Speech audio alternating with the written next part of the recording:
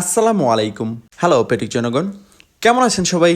আপনাদের একটা কমন প্রশ্ন হচ্ছে, আমি এত খাবার খাওয়ার পরেও মোটা হই না কেন? আর এই কোয়েশ্চেনটা বেশিরভাগ সময় আসে নারীদের পক্ষ থেকে। প্রথমত, আমি খুব বেশি খাই না।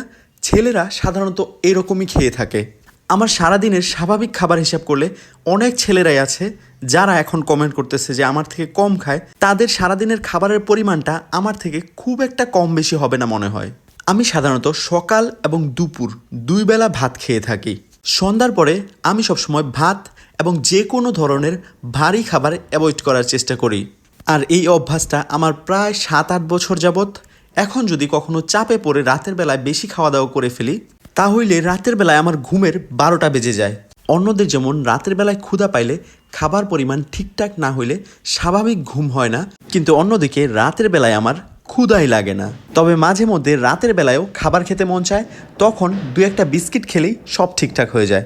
আর আমি প্রতিদিন যতটুকু ক্যালোরি গ্রহণ করি চেষ্টা করি সেই দিনই পুরোটা ক্যালোরি বার্ন করার। আর যদি সেদিন সম্ভব না হয়, শুক্রবার দিন তো 100 কিলোমিটার প্লাস রাইড থাকেই, সেই দিন কিছুটা অ্যাডজাস্ট হয়ে যায়। আমার ওজন কখনো এক জায়গায় টিকে থাকে না, সব সময় উঠানামা করতে থাকে। কারণ আমার যখনই মনে হয় যে আমার পেট একটু বাইরের দিকে চলে যাচ্ছে, তখনই দৌড়ানোর পরিমাণটা একটু বাড়িয়ে দিই। আজকের মতো এতটুকুই। সবাই ভালো থাকবেন, সুস্থ থাকবেন। আল্লাহ হাফেজ।